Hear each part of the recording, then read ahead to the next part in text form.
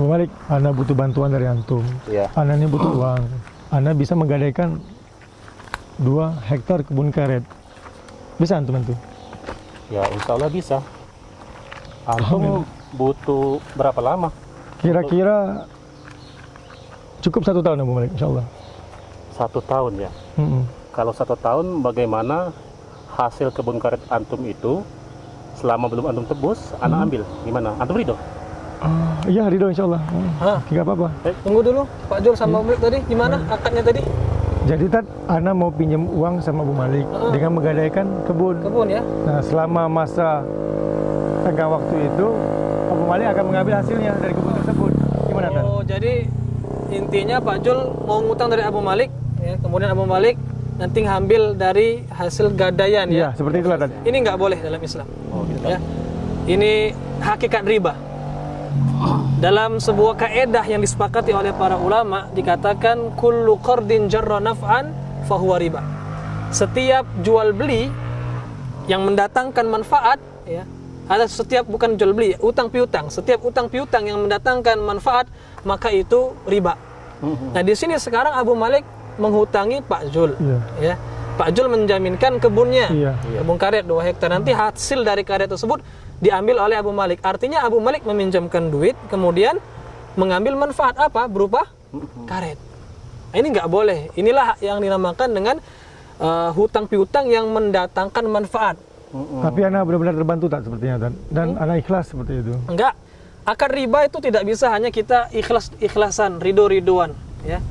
Jadi hukum Allah tidak bisa hanya dengan kita langgar dengan alasan ridho sama ridho. Ya.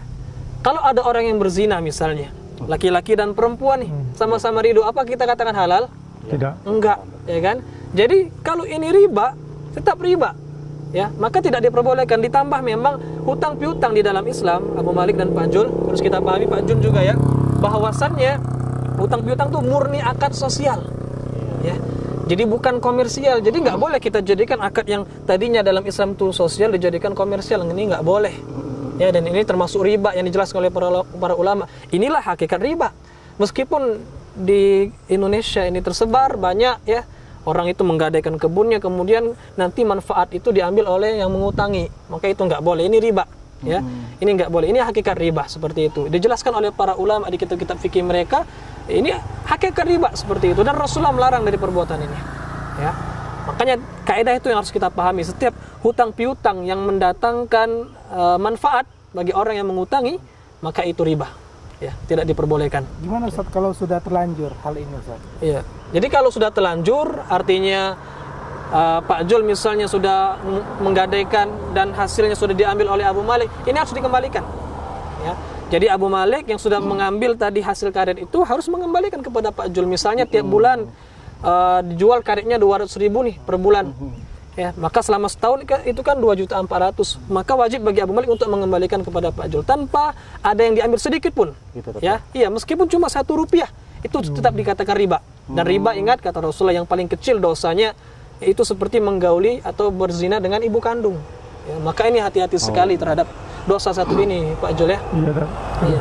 Terima kasih sekali, hampir saja kami terjatuh pada dosa yang sangat besar. Masya Allah. Makanya itu tadi sebelum kita berakad, muamalah, ada baiknya kita tanyakan dulu kepada ustadz yang kompeten. Ya, karena juga ada sebagian orang yang memfatwakan tapi tidak sesuai dengan hakikatnya. Ya, karena dia tidak mengilmui tentang hal ini. Padahal ini jelas, kalau kita lihat penjelasan ulama jelas sekali bahwasanya akad seperti ini nggak boleh riba. Ya, jadi memang inilah nasihat saya juga kepada bapak-bapak sekalian, Pak Jun, Abu Malik dan Pak Jul. Jadi kalau mau muamalah apapun itu, cobakan kita kembalikan kepada ustaz-ustaz kita, tanyakan dulu ya, supaya nggak terjatuh kepada perbuatan tadi kan, nggak sadar kita. Padahal ya, seakan-akan biasa di Indonesia terjadi, tapi ternyata riba. Wah, itu bahaya, riba, dosa riba tuh. Ya, wa iyyakum. Ya, mudah-mudahan jangan turun lagi. Tapi tetap mau pinjam Bang ya? Insya Allah. Alhamdulillah. Jadi kalau pinjam duit jadi gitu, masa pakai keuntungan ya Pak ya. Masya Allah. Ajul ya mulai. Ya, jazakallah khairan. يمحق الله الربا ويربي الصدقات والله لا يحب كل كفار أثيم